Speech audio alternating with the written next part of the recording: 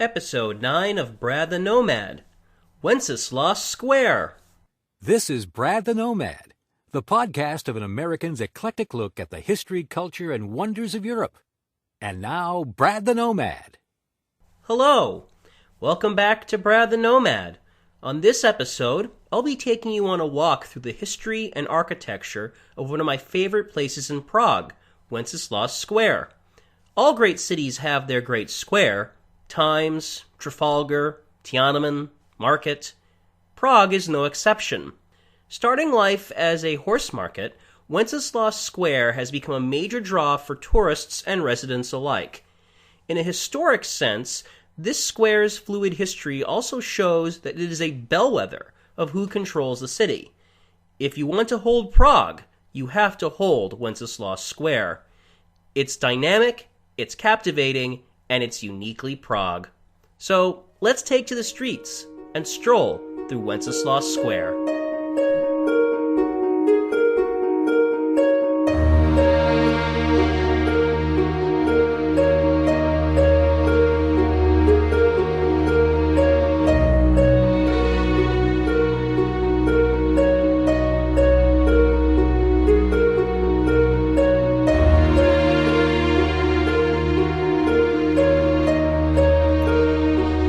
Wenceslas Square is the heart of the new town, an extension of Prague ordered by Charles IV. It is 750 meters long and 45,000 meters squared in size.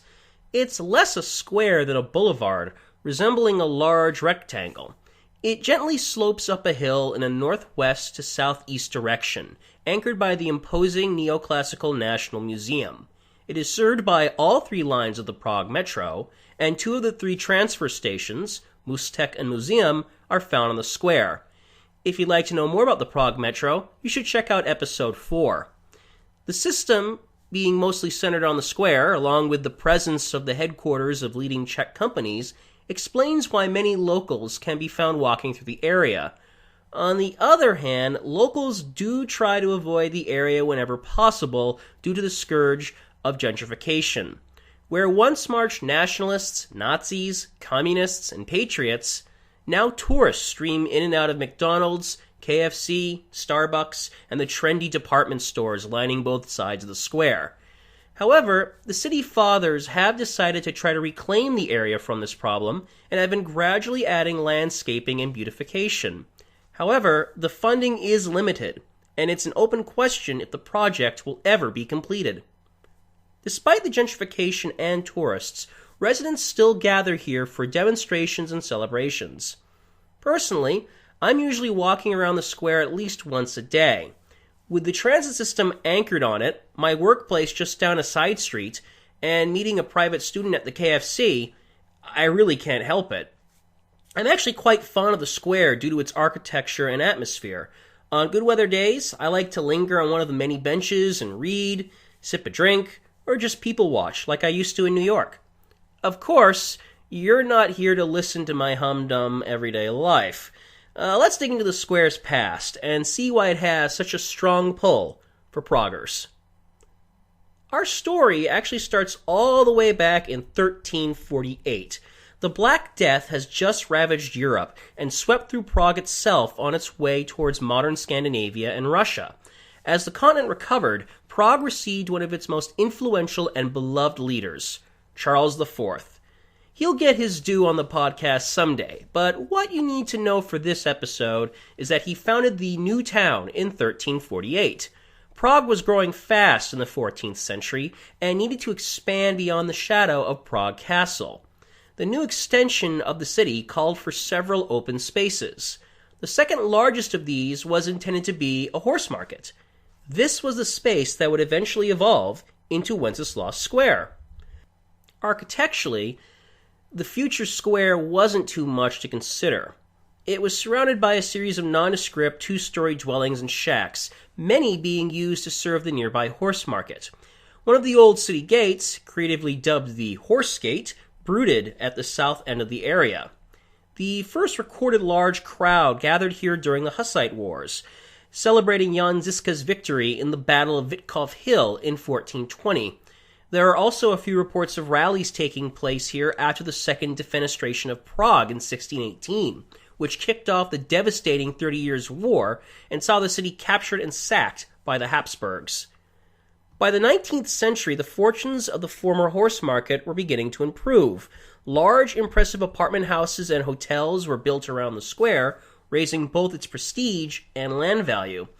This is not to say that the area fully shed its radical past. There were protests here during the Year of Revolution, 1848. Czechs rallied here for self-determination from the Habsburg crown. These protests were all put down mercilessly. It was during this tumultuous year that Praguers realized that horse market really wasn't cutting it as a name of pride. Czech author and journalist Karel Borowski recommended naming it after the patron saint of the Czech lands, Saint Wenceslas. The name was embraced, and Wenceslas Square was born. The square remained a rallying point for Czech nationalism, especially during the Czech national revival of the 19th century. In 1885, the Horse Gate was torn down to make way for the square's most iconic building, the National Museum. Completed in 5 years, the massive building became a point of pride for Czech nationalism. The square had to wait a little longer for the presence of its namesake, though. But in 1912, a large equestrian statue of St. Wenceslas was erected. During the 20th century, Wenceslas Square changed hands several times, much like Prague itself. When the independent nation of Czechoslovakia was proclaimed in the aftermath of World War I, the square was mobbed by proud Czechoslovaks. After the post-Munich remains of Czechoslovakia were absorbed by Nazi Germany in 1939, German troops marched triumphantly through the square. The first occupation headquarters was established on the square, and weekly patrols of both Wehrmacht and SS reminded the Czechs who controlled the city now. During the 3-day Prague uprising of May 1945, the square was the scene of numerous scuffles between German defenders and Czech resistors, and several buildings were gutted by fire. The Soviets held a celebratory parade in the square later that month, after they liberated the city, to the relief of Praguers. It was a very different story when they returned in 1968. In that year, during the ruthless crushing of Alexander Dubček's Socialism with a Human Face, Soviet forces led a Warsaw Pact Allied army to besiege the square, damaging several buildings, including the National Museum. The next year, Jan Palach immolated himself in protest of the Soviet occupation in front of the museum. In 1989, Wenceslas Square became the focal point of the Velvet Revolution. For 11 days, hundreds of thousands of Czechs from across the country converged on the square, demanding an end to the communist dictatorship. It would be from a balcony overlooking the square on December 10, 1989, that the famed dissident playwright Václav Havel, accompanied by Alexander Dubček, announced the formation of the first non-communist government since 1948. Today, at the heart of the free Czech Republic, Wenceslas Square maintains its historic role as the meeting place of the Czech people and the ultimate place of expression for mourning and celebrating alike. Now that we know how Wenceslas Square came to be, let's take a brief walk through this iconic square. Assume we're at the opposite end from the National Museum, and we'll be heading towards that building. Immediately to the right, you'll see a simple, functionless white building with Bata on top in giant red letters. This is the Bata building. You would be forgiven for thinking that this is a relatively new structure. It was actually built in the late 1920s. The Moravian shoe company Bata erected this handsome building with reinforced concrete, and in its day, it was one of the most fashionable department stores in Europe. One interesting bit of trivia. In the aftermath of Reinhard Heydrich's assassination during World War II, German officials put belongings abandoned by the assassins on display in a storefront window, with promises of a large reward for information leading to their arrest. The assassins were ultimately tracked down, and after a protracted firefight, took their own lives to avoid Nazi capture. Directly at a diagonal from Bata is the Koruna, or Crown Building. This building is not named for royalty or the Czech currency, but the graceful, almost Art Deco crown on top. The building serves as an anchor for the northern side of the square, and is one of the best buildings in the area. The building, built in 1912, once boasted an automated buffet where customers could get a meal for only 1 crown, or a fraction of a modern US dollar. It was built on the site of the former Café Edison, where the famed inventor dined during his visit to Prague. Let's head up the square. That gorgeous building to the left is the Ambassador Hotel, one of Prague's best examples of Art Nouveau. The glamorous hotel, which was opened in 1920, modestly says that its own history is quite boring. However, there is one bit of trivia that they probably prefer you don't know. It was here in 1939 that the Nazis established their first headquarters for the Protectorate of Bohemia and Moravia. Next door is the Zlata Husa, or Golden Goose. It's named for its unfortunate owner, a woman who is extraordinarily wealthy and extraordinarily ugly. She never married, and it was known around town as the Golden Goose. It was merged with the Ambassador in 1960s, and today the fused hotel is one of the most luxurious in the city. One of the great things about Prague is that it rewards urban exploration. Here's a great example. We have here a drab modernist building with a covered entrance. But suppose you were to turn off Wenceslas Square and go through it. And suppose you were to keep going through this atrium-like hall. What would you find? Congratulations! You just stumbled upon the Franciscan Garden. Tucked away amid a mix of modern and older buildings in the shadow of the Church of Virgin Mary of the Snows, the garden is a favorite place for residents and tourists to escape the hectic energy of the new town. It seems like you're in a different world altogether. Although one of the busiest streets in the city is a 2-minute walk away, it's completely silent. But let's head back out onto the square and keep moving south.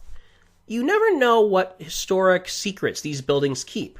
For example, number 19 is a grand building in its own right architecturally, but its greatest claim to fame is who worked here. An unassuming office clerk began his career here, working for an insurance company. His name was Franz Kafka. Further down the square on the right is a large, unassuming building with Marks and Spencer on top. Today, it's an apartment building, but that small balcony holds a very special place in the heart of Czechs.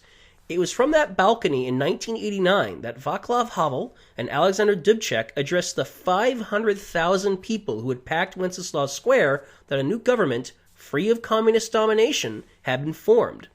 It was the culmination of the Velvet Revolution, and both men would be swept into positions of leadership shortly thereafter.